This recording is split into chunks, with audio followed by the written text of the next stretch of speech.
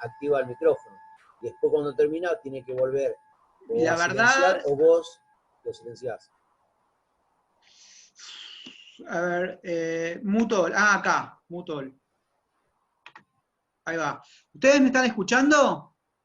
Bien, perfecto. Recién ahora grabé, me olvidé de grabar lo previo, pero sepan disculpar, perdón. Recién ahora sí estoy grabando. Entonces yo les decía, digamos, que partimos a partir del momento en el cual se producen las invasiones bárbaras, a ese momento de disolución del Imperio Romano, ¿ok? Digamos, en ese momento se ve, por ejemplo, el momento en el cual los hacendados, que se dedicaban básicamente al pago de los impuestos, deben decidir entre el mantenimiento de la lealtad al Imperio Romano o, digamos, incorporarse a estos nuevos estados que van apareciendo, ¿sí? Nosotros, digamos, dejamos de tener un imperio romano que tiene un control general de la mayor parte de Europa para empezar a ver la atomización de los estados en estos reinos sucetorios, que son los reinos de estos pueblos bárbaros que se van imponiendo, ¿ok? Ahora, esos nuevos estados que surgen a partir de ese momento tienen nociones distintas a la hora de pensar la forma organizativa, ¿sí? ¿Algunos se acuerdan en qué consiste esa diferencia entre estos reinos sucetorios y el viejo imperio romano? Tiene que ver con el mantenimiento de los ejércitos que cambia, Sí, a ver cómo que sería eso. se basaba en la propiedad de la tierra, ya no cambiaba, ya no se basaba como en un pago, tenía que ver con la tierra y la entrega de las tierras. Exactamente, muy bien, digamos. A ver, ahí empieza a regir unas formas distintas de relaciones hacia el interior de los sectores de la élite, ¿ok? Digamos, esos reinos germánicos vienen con una cultura que se va a asociar a lo que se podría denominar las sociedades de rango, ¿sí? En esas sociedades de rango existen jerarquías muy marcadas, pero sin embargo, esas jerarquías están sustentadas en los vínculos de don y contradón entre los reyes y aquellos que participan en, digamos, la estructura de esos estados. ¿Ok? Digo, a diferencia del Imperio Romano, donde la jerarquía la daba la pertenencia al Estado, si todos los funcionarios de ese Estado tienen una jerarquía distinta por el mero hecho de pertenecer a esa clase o a ese estamento, perdón, digamos, de la élite romana, ¿sí? Digamos, lo que da la jerarquía es la pertenencia al Estado, ¿ok? En cambio, en las sociedades de rango, lo que da la jerarquía son los vínculos de don y contradón, ¿sí? Digo, las jefaturas deben entregar a partir de una noción, digamos, de economía, de botín, deben entregar a sus seguidores una parte de ese botín para ganarse la lealtad. De esa manera funcionan históricamente. Digamos, siempre hago esta comparación porque sirve. ¿Alguno de ustedes ha visto la serie Vikingos? Sí. Digo, la serie Sí, yo Vikingos la vi. en la serie Vikingos, si uno la sigue todas las temporadas, en realidad termina siendo cualquiera. Pero si ustedes ven la primera temporada, eso está bastante bien marcado. Debe haber algún antropólogo ahí que trabajó en los guiones, porque ahí se ve de qué manera digamos, la jefatura depende del mantenimiento de estos vínculos de reciprocidad. Cuando esta reciprocidad no se da, o se da de una manera limitada, eso da lugar a la posibilidad de una transformación en las estructuras de poder. Pero en ese momento hay un rey de ese pueblo, que no me acuerdo ni cómo se llama, y digamos, ese rey va a perder la lealtad de sus seguidores por no repartir los botines adecuadamente, y esto va a permitir que el protagonista de la serie termine ascendiendo a ese lugar, digamos, ¿no? Ahora, ¿por qué es importante este dato que yo estoy mencionando? Porque justamente en ese vínculo de don y contradón es donde se va a constituir las estructuras de estos estados sucetorios, que van desde los primeros estados que se forman con la caída del Imperio Romano, llegando al último gran estado germánico romano, que es el Imperio Carolingio, digamos, ¿no? Ahí se va a ver ¿De qué manera?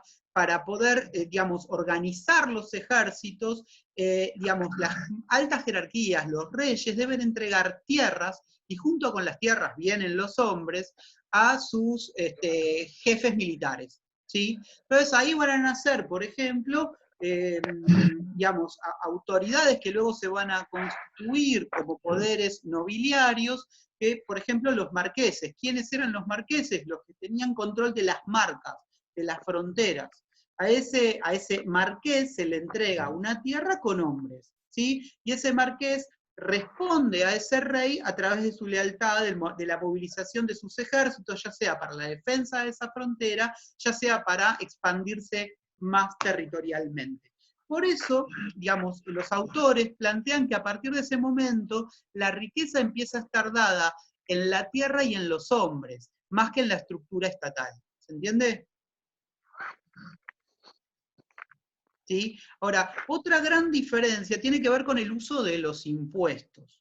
Digo, nosotros vamos a llegar, cuando se establece el feudalismo en su totalidad, el impuesto desaparece, porque en realidad lo que desaparece es el Estado, ¿sí? Y toda forma de extracción del excedente va a quedar constituida en términos de renta, que es básicamente la extracción del excedente en términos de una relación privada, ¿ok?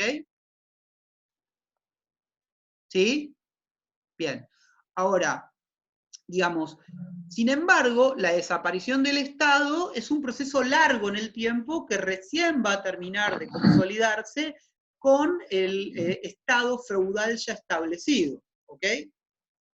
Ahora, sin embargo, la naturaleza del Estado de estos reinos germánicos es muy diferente a la naturaleza del Estado del Imperio Romano, ¿sí? Fundamentalmente porque el impuesto va a dejar de ser, digamos, el elemento central para la movilización de los ejércitos y va a pasar a ser estas relaciones de don y contradón lo que va a permitir la movilización del ejército.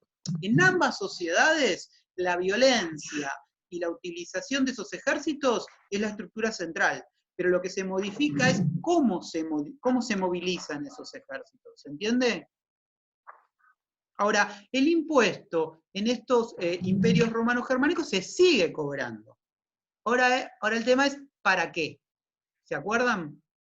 Y ya que estoy, tomo un trago de agua. ¿No se acuerdan? Bueno, no importa. Digamos, ese impuesto va a pasar a ser utilizable para el mantenimiento de la vida suntuosa, suntuaria de las jefaturas, ¿sí? Y ya no va a ser utilizado para la movilización de la mano de obra, ¿ok? Esto va a llevar a un proceso de separación, digamos, en términos simbólicos, entre las jefaturas y el resto de los sectores, ¿ok? Ahora, durante estos reinos germánicos, en la constitución de los ejércitos, se van a ir dando la formación de unas élites aristocráticas que son parte, digamos, de estas formaciones militares en donde se asienta el poder de los reyes. ¿Ok? ¿Sí? Bien. ¿Hasta ahora ninguna pregunta? Serían principalmente los germanos los que van, digamos, ingresando al poder del ejército, los que van tomando cada vez más poder ahí. A ver, Tras la... todos los reyes, todos los reinos, estos reinos bárbaros, que como eran definidos en su momento, son reinos germánicos. Todos provienen, digamos, de una misma estructura étnica, podríamos definirlo, ¿sí? Ahora, una vez que se produjo la invasión, ahí empiezan a incorporarse dentro de las élites otros sectores étnicos de los propios lugares que se invaden y que se toman. De la misma manera que ha sucedido con el Imperio Romano, donde se ve que hay una expansión de la ciudadanía romana. ¿Se acuerdan de eso? ¿Sí? Acá sería donde...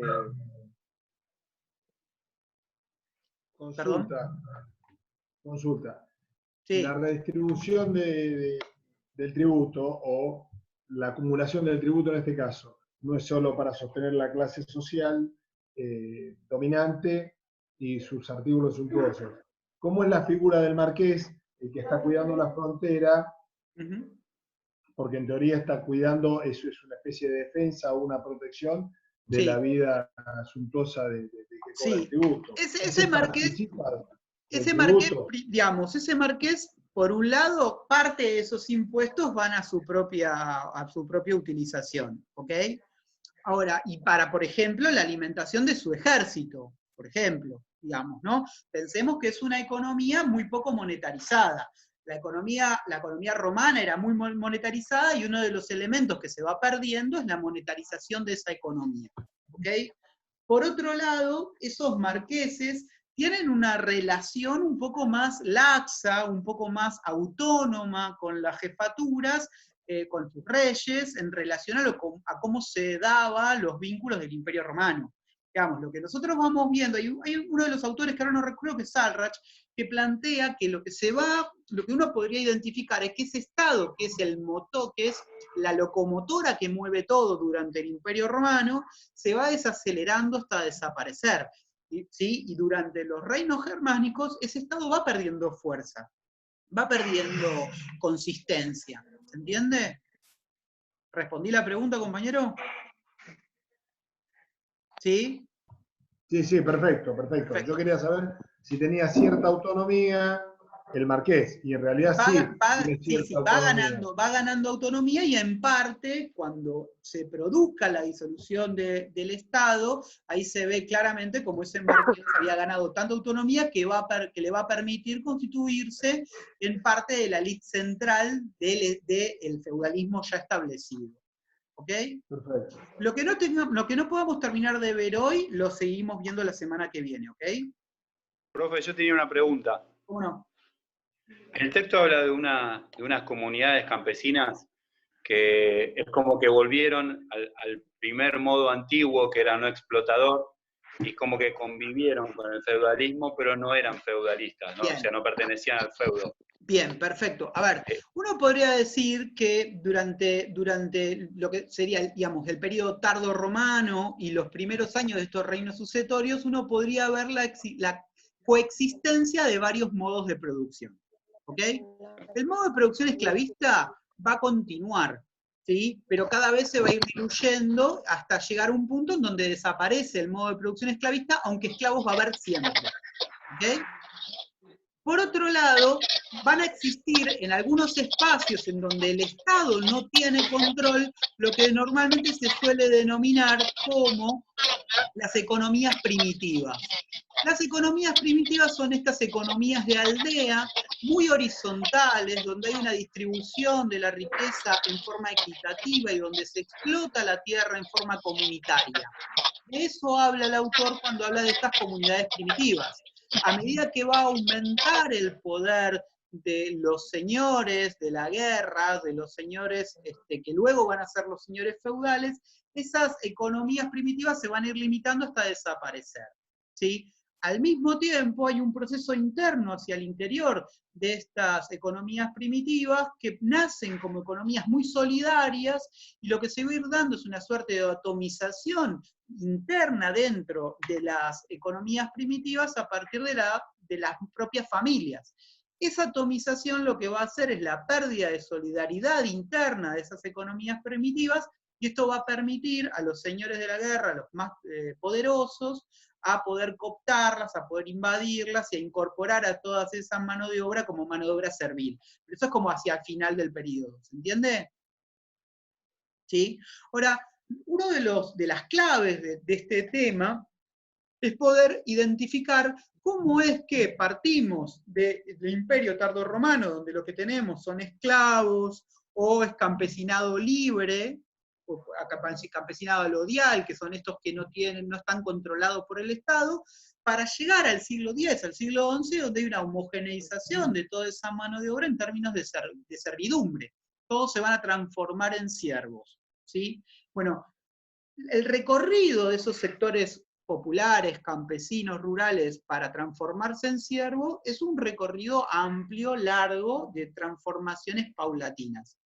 La primera gran transformación que nosotros podemos identificar que se da dentro del Imperio Romano es la aparición de los colonos. ¿Se acuerdan de eso?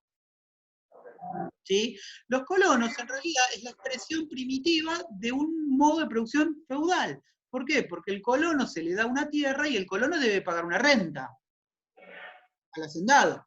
Por lo tanto, ahí empezamos a ver una suerte de protofeudalismo, o mejor dicho, un modo de producción feudal, a pesar de que todavía el feudalismo no se estableció en todos sus sentidos. Para que el feudalismo se establezca, lo que necesitamos es que el modo de producción feudal sea hegemónico y que lo que sería la superestructura del feudalismo esté ya establecida. Esa superestructura implica formas de control político, formas de juridicidad, que lo vamos a ir viendo más adelante. ¿Entiende? ¿Sí? Nadie me responde, ¿sí o no? Sí, profe. Bien. Ahora, Sí, claro. ¿qué pasa? Hay otra figura que es muy importante tomar en cuenta, que es la figura del Servi Casati. ¿Se acuerdan qué era el Servi Casati, para los que leyeron? No, profe. El Servi Casati es, digamos, al momento en que se empieza a producir la disolución del Imperio Romano, la estructura coercitiva ya no puede responder a las necesidades de las relaciones sociales en ese momento. Una de esas necesidades es mantener a raya a los esclavos. Entonces, empieza a desaparecer ese aparato coercitivo y los esclavos empiezan a encontrarse en un escenario que digamos, intentan utilizarlo a su propio favor mediante las fugas. ¿Sí? Es un momento de mucha fuga de esclavos. Y los hacendados carecen de los recursos para contenerlos en términos del poder coercitivo. ¿Se entiende? Entonces, ¿cuál es la alternativa? ¿Cuál es la estrategia que empiezan a utilizar muchos hacendados? Acá es donde aparece la figura del Servi Casati. Se le permite al esclavo casarse. La servidumbre, ¿no? ¿Cómo? Es la servidumbre. Todavía no. Sigue siendo un esclavo, pero ya no es un esclavo que produce directamente a favor de su amo, sino que es un esclavo que se le da tierra, se le permite casarse, formar familia y asentarse. El esclavo tradicional es meramente un instrumento del amo, y el amo lo tiene trabajando en sus haciendas, y ese esclavo debe hacer lo que el amo dice que debe hacer. En cambio, el Servi Casati pasa a ser un esclavo, pero que trabaja directamente su tierra a cambio del pago de una parte de su producción. ¿Se entiende? Entonces, sigue siendo un esclavo en términos jurídicos, pero ahí la forma de explotación empieza a ser feudal. Pero la servidumbre todavía no existe, digamos, en forma generalizada. Lo más parecido a un siervo es el colono, que no es un esclavo, ¿sí? Profe, Pero tampoco es libre. De Era una alguna forma manera está atado a la tierra. Claro, y era una forma de mantener la mano del esclavo. ¿Cómo? ¿Se escucha? Sí, no sé, hay alguien que tiene un ruido. Bueno, dale, ahora sí te escucho. Era una forma de mantener y seguir teniendo a los esclavos sin que se escapen. Exactamente, exactamente. O si no lo tenés que contener de alguna forma, porque si no, no había, una que no había producción, otra que no, la tierra no se trabajaba y no había ingresos. Exactamente, exactamente. Ahora, a ver, otra forma de incorporación de la servidumbre es la que le dije anteriormente, que se da especialmente después del siglo VIII, todavía con el Imperio Carolingio existente, por ejemplo, en donde se empieza a ver una suerte, digamos, de expansión paulatina, territorial, de la incorporación de tierras a tierras productivas, que es lo que se denomina las roturaciones. Las roturaciones es básicamente la posibilidad de que parte de la tierra que no era productiva empiece a incorporarse como tierra productiva. Pantanos. Los pantanos, ¿no, profe? Claro, ¿Cómo? los pantanos, todo eso, los pantanos los rellenan de zonas productivas. Exactamente. Los que inician este proceso de expansión es el propio campesinado en un momento que tiene cierta libertad. Pero detrás de ese campesinado, hacia el siglo IX principalmente, lo que se empieza a ver es que los terratenientes son los que van a ir detrás, terratenientes que además tienen sus propios ejércitos, van detrás, colonizan esas tierras, se incorporan a ese campesinado libre como modo de producción feudal. ¿Se entiende? Profe.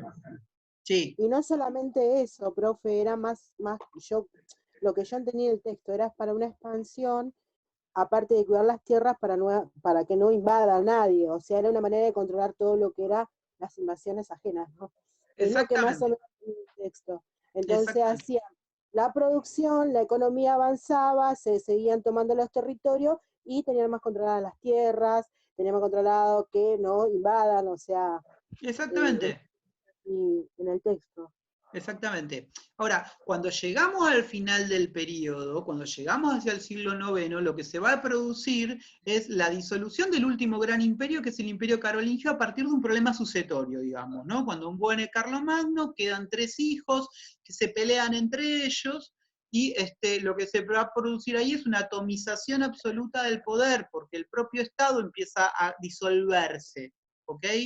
Entonces, hacia el siglo X, como vamos a ver en otros textos, en fines del siglo IX, el siglo X, lo que vamos a ver es una especie de lucha intraelite entre estas diferentes jefaturas que antes respondían al Estado, en un momento que es el momento último de la disolución de ese Estado. ¿Sí? De esa lucha intraelite va a surgir el feudalismo, en términos de modo de producción hegemónico. ¿Qué sería el feudalismo? Y sería básicamente la privatización del ejercicio de la soberanía. Digo, a partir de ese momento, el señor feudal, después vamos a ver todo esto más en profundidad, pero el señor feudal se va a hacer con el manejo de lo que antes era cosa pública, ahora en términos privados, en sus señoríos. Y esos vínculos previos que existían de don y contradón entre el rey y las jefaturas, se van a transformar en vínculos feudo-vasalláticos a partir de todo un ritual que se va a establecer a partir de ese momento para la formación de las élites guerreras. ¿Se entiende? Bien. ¿Sí? Digo, básicamente cuando hablamos de la transición al feudalismo estamos hablando de esto, ¿sí? Ahora, faltan 5 minutos para terminar. Hacia el periodo del Imperio Carolingio, la gran unidad productiva era lo que se denominó el Gran Dominio. De eso vamos a hablar la semana que viene con el texto de Toubert, pero le voy adelantando algunas cosas para su lectura, ¿sí? El Gran Dominio es un territorio dividido básicamente en dos, en una parte donde se produce, digamos, donde los siervos, el sector servil va a producir, y otra, digamos, para pagarle la renta al dominus, ¿sí? Y hay otra parte donde el dominus va a producir directamente, ¿ok? ¿Sí? Profe, ¿le puedo hacer una pregunta? ¿Cómo no? ¿A qué se refiere con la herencia que deja el Imperio Romano a los estados sucetorios? Bueno, listo. Entonces, ahí te respondo.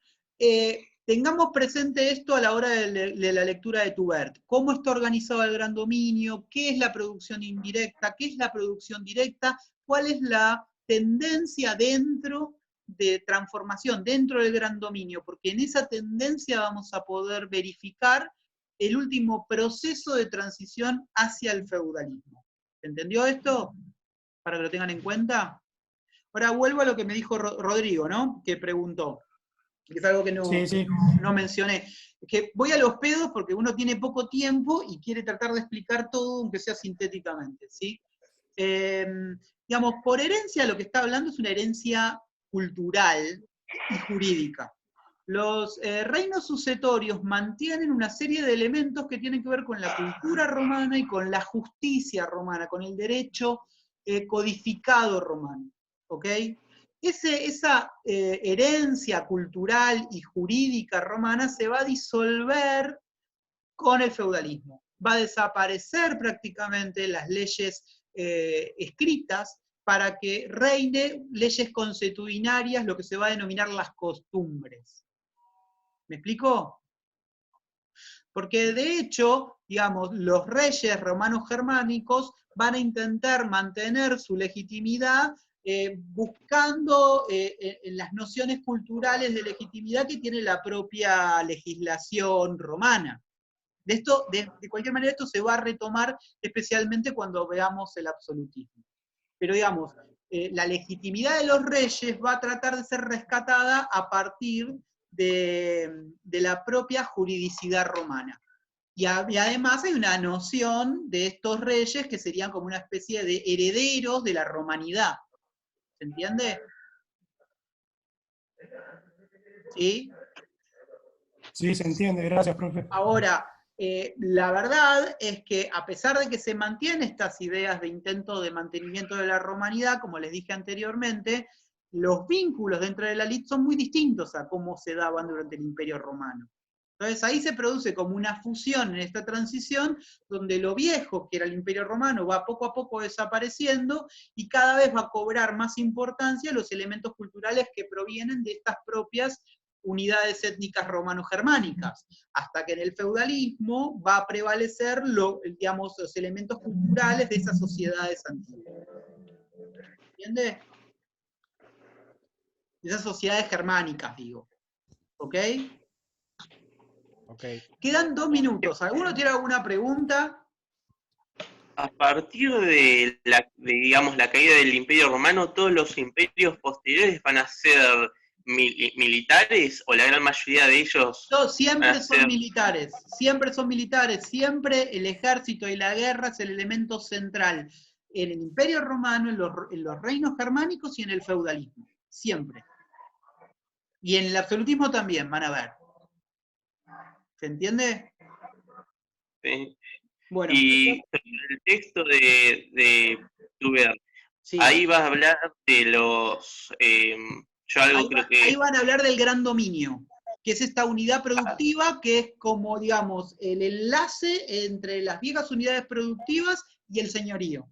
Es como el paso previo, el eslabón previo al establecimiento del feudalismo y del señorío. Acá por ahí se pone con el tema de el nuevo sistema de acumulación de riquezas, como la corvea, puede ser, como una manera de movilización de la mano de obra. ¿Sí? Muchachos, quedan segundos. Nos despedimos, ¿ok? Cualquier pregunta a través del campus y vamos viendo. Semana que viene, Tubert, y cualquier pregunta que quede, lo hacemos la semana que viene, ¿ok? Bueno, profe. Bueno. Espero se haya entendido. Nos vemos la semana que viene. Chao, profe. Nos vemos. Buenísimo. Ahora les mando el link donde mando lo que grabé. Perfecto. Dale. Hasta luego. Chau, chau. Chao, chao. Chao, profe. Chao, chao.